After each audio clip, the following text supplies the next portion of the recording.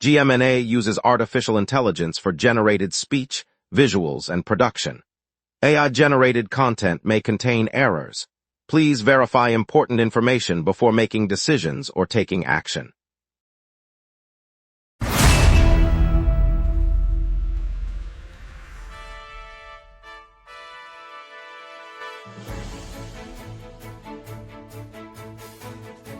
Live from the GMNA News Center, this is the Lunch Break News Hour. Good afternoon, Montreal. I'm CJ Waterhouse. Tonight we'll break down the overnight delay pushing back the REM's Saturday reopening and the heat wave's toll as Quebec hospitals hit overcapacity. Plus, eastbound Highway 40 is closed through July 13th, so plan your routes. Over to you, Jeff. The Montreal Street Art Festival kicks off Saturday on St. Laurent Boulevard, running until Sunday evening with daily live mural demonstrations, interactive installations, and family-friendly workshops. Artists from across Quebec and beyond will create 15 new murals during the festival, each piece unveiled at 3-hour intervals throughout the weekend. Free guided tour begin each Saturday morning at 10 a.m., highlighting the history of St. Lawrence graffiti scene and introducing visitors to participating creators. There's plenty to explore today, but first we'll dive into the news. Lots to get to, let's begin together. Good morning, Montreal. CF Montreal secured a narrow victory over Vancouver FC yesterday at Saputo Stadium, moving the club into the Canadian Championship semifinals. The home side edged the visitors by a 2-1 margin, with the decisive goal coming in the second half. Both teams traded chances early, but Montreal's striker found the net before halftime, giving the hosts a slender lead. Vancouver responded with an equalizer late in the first period, only for Montreal to restore the advantage shortly after the break. The win follows a solid defensive effort that limited the opposition to a single goal on the night. The match concluded the two-leg series, completing a comeback from an earlier loss. The Canadian Championship is the nation's primary cup competition for professional clubs. With the semi-final spot now confirmed, CF Montreal will look to build on this performance as the National Cup advances toward its final stages. Michael Bublé lit up the stage at the Festival d'été de Quebec this morning, weaving a wave of red, white, and blue into his smooth crooning. The 50-year-old Canadian icon paused between classics to salute the flag, invited the audience to join a sing-along of O Canada, and even draped his microphone in a maple leaf banner. Fans in the historic streets of Quebec City responded with cheers, waving miniature flags and clapping in rhythm to the patriotic interludes. Organizers said the special touches were meant to celebrate the nation's summer spirit and honor the city's rich cultural tapestry. Bublé's set, which blended his signature lounge style with overt national pride, capped a day of music that has drawn crowds from across the province. The performance will be featured in the festival's Summer Highlights reel, set to air later this week. CAQ Cabinet Minister François Bonnardel confirmed today that he will not seek re-election in the upcoming provincial vote, effectively ending his political career after more than a decade of service. Bonnardel, who has represented the Granby riding since 2012 and currently holds the transport portfolio, said he will remain the member of the National Assembly for Granby until the conclusion of his current mandate. In a brief statement from his office, he thanked constituents for their support and affirmed his commitment to completing pending projects in the region. The announcement arrives as the party prepares its slate of candidates for the fall election, prompting internal discussions about succession in the Transport Ministry and the Granby constituency. He previously oversaw major highway upgrades and public transit expansions across the province, initiatives that will now be handed to his successor. No immediate replacement has been named. After a year of intensive care, Marguerite the wood turtle is being set free today from the Centre de Réhabilitation des Tortues du Québec. Veterinarians at the facility say the reptile arrived with a fractured shell after a car ran her over on a rural road. Over the past 12 months, the team cleaned the wound, repaired the shell, and monitored her recovery, gradually reintroducing her to water and natural diet. Staff gathered at the release pond this afternoon, watching as Marguerite crawled toward the reeds and slipped beneath the surface. 2 veterinarians, Dr. Levesque and Dr. Dubois, oversaw the final health checks before the release, confirming she could forage and evade predators on her own. The center hopes her successful rehabilitation will encourage more drivers to watch for wildlife crossing the roads. With her freedom restored, Marguerite joins the wild turtles of Quebec once again. The Toronto Tempo edged the New York Liberty 93-91 yesterday at the Bell Center, snapping a 4-game losing streak. The win capped the second night of a 2-game Montreal showcase, with the Tempo holding off a late Liberty surge that briefly narrowed the margin. Marina Mabrey led New York with 30 points, but Toronto's balanced attack kept the pressure on in the final minutes. Coach Jean-Claude Leclerc praised the defensive adjustments that forced the Liberty into low-percentage shots down the stretch. The arena was buzzing as fans cheered each basket, and the home crowd gave the visiting team a warm reception despite the close finish. The victory restores momentum for a team that had struggled to close games, and it gives the Tempo a positive note heading back to Toronto for the next stretch of the season. CF Montreal booked a semi-final spot, and we'll hear how the WNBA's debut weekend is thrilling fans at Tempo Arena. We will be right back. Watch the local sunset tonight at 6 p.m. for all your local Montreal news.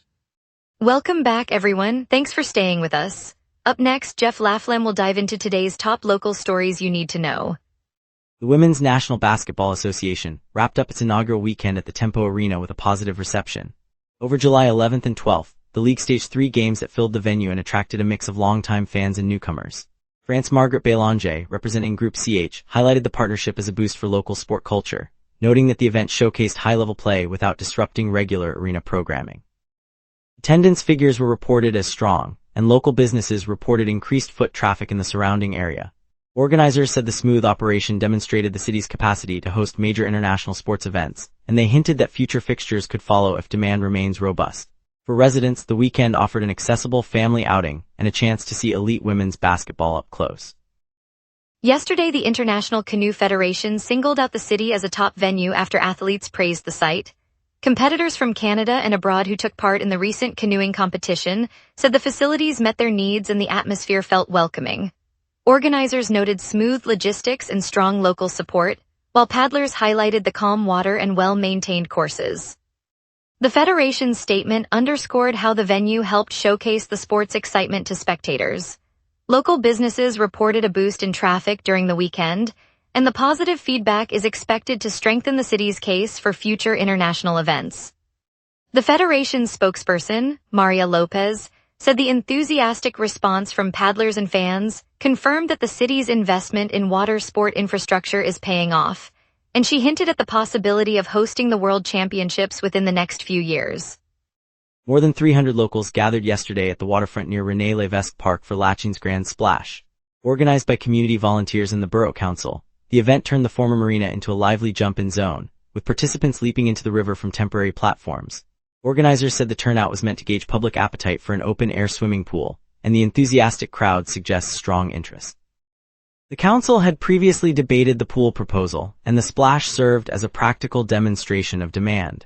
Spectators cheered as people of all ages splashed down, turning a simple jump into a community celebration. Officials noted the response will be taken into account when reviewing future recreational plans for the waterfront. The splash formed part of a broader summer program to activate the riverfront, and council members said they will study the feasibility of an open-air pool later this year.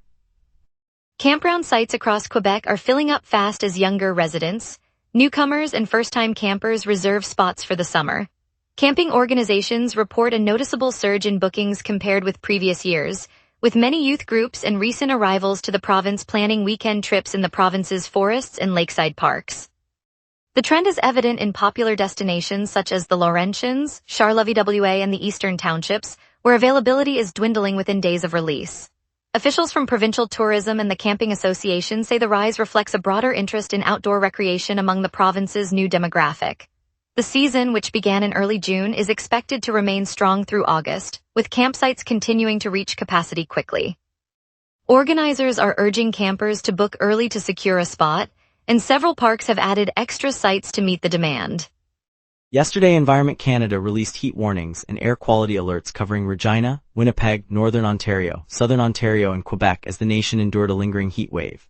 Officials cited unusually high temperatures persisting across central Canada, prompting health advisories that urged residents to limit outdoor activity, stay hydrated, and monitor local air quality indices. The agency warned that prolonged exposure could aggravate respiratory conditions and increase the risk of heat-related illness, especially for seniors and young children.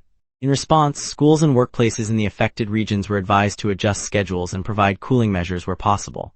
Authorities also highlighted that poor air quality driven by stagnant conditions may exacerbate asthma symptoms. While the alerts are now in effect, residents are reminded that the elevated heat is expected to continue through the coming days. Now let's turn to your afternoon forecast with our weather team, staying ahead of the heat. A westward jet and falling pressure are pulling a dry, unstable air mass across Montreal. On this date, the city once scorched to 33.7 degrees Celsius in 2016, a record set during an unprecedented heat wave that pushed the region into the upper 30s for several days. The coldest reading came in 2017 at 14.1 degrees, recorded during a sudden Arctic dip that plunged daytime highs into the low teens. By contrast, the climate normal for July lands near 26 degrees high and 19 degrees low, so today's 27 to 29 degree range sits comfortably between the extremes. The live radar shows a clear swath across southern Quebec, with no echoes over the island. That silence reflects the high ridge that sits west of us, while the jet stream at 550 kilometers per hour from the west slices the atmosphere, keeping any moisture aloft. With no frontal boundary in sight, precipitation will not arrive, and air will persist through the afternoon before dissipating after sunset. Turning now to today's outlook. At noon, Montreal sits under a partly cloudy sky with a temperature of 23 degrees and humidity at 61%. A gentle southwest breeze pushes 14 kilometers per hour, gusting to 25, keeping the surface feeling comfortable. Pressure is near average but falling, signaling an unsettled system that will drift east as the jet stream drifts westward at 55 kilometers per hour, a flow that will gradually erode the ridge. The day will climb to a high of 29 degrees, then dip to a low around 20 degrees after sunset. UV index stands at 6. Winds will remain below 25 kilometers per hour, and no weather alerts are in effect. With the atmosphere still largely dry, we now look ahead to the 5-day outlook. Tuesday brings a sharp rise as the jet stream pushes a warm southerly surge, pushing temperatures up to 34 degrees with a low near 20. Skies stay overcast, limiting sunshine but keeping precipitation at bay. Wednesday flips back to a dry, clear pattern. High settles around 30 degrees, low holds at 20, as high pressure builds and the jet arches northward. Thursday remains mostly clear with a slight chance, 20%, of rain in the evening. Temperatures ease to 29 and low 17th as cooler air slips in from the northwest. Friday sees another overcast spell, high 24 and low 16, as a weak cold front nudges the ridge. Saturday returns to clear skies, high 25, low 16, with the jet stream settling into a gentle west to east flow. And that's your weather. Remember, the lunch break is also available as a podcast. Listen anytime on Apple Podcasts or wherever you get your podcasts. Traffic smooth, Chamber spotlight on Steve's music store closing after 61 years, and Roses clinch a 1-0 win. We will be right back. Watch the local sunset tonight at 6 p.m. for all your local Montreal news. All major routes are moving freely this morning. Autoroute 15 runs clear from the north, with no slowdowns reported on the Descaries or Turcotte sections. Autoroute 20 also shows smooth flow, especially through the Ville-Marie corridor. Boulevard St. Laurent, Rue Shai Arbrook and Rue St. Denis are all clear, with travel times close to normal. Even the busy downtown core, including Peel and St. Catherine, reports no congestion at this hour. That leaves us with a quiet commute and an opportunity to get ahead of the inevitable afternoon build-up. Expect the southbound lanes of Autoroute 20 to start thickening after lunch, particularly near the Turcotte interchange where commuter traffic traditionally returns. The downtown east-west arteries, especially Rue de la Montagne and Rue University, tend to see a modest rise in volume as office workers head home. No transit delays are reported and the metro and bus networks are operating on schedule. Stay tuned for any changes as the day progresses. Les Premiers Vendredis rolls through the city, Canada's biggest street food festival with 40-plus food trucks, live music and cultural celebrations happening now across Montreal. It's a chance to taste the world without leaving the neighborhood. At Time Out Market Montreal, families can escape the rain with free kids activities and a surprise Cirque du Soleil performance also on today. That mix of play and world-class circus makes the market a top rainy day destination. Meanwhile, the market hosts Cirque du Soleil's Echo behind-the-scenes photo exhibition, a visual journey into the troupe's creative process, open now for a limited run. The festival runs every first Friday, perfect for a weekend stroll. The Echo exhibition runs through month's end, giving art lovers plenty of time to visit. Whether you're hunting street food thrills, keeping the kids entertained, or exploring circus artistry, Montreal offers something fresh right now. And now here's Jason with sports. Here's the latest on Montreal's teams, from the Roses' win to the Canadiens' trade.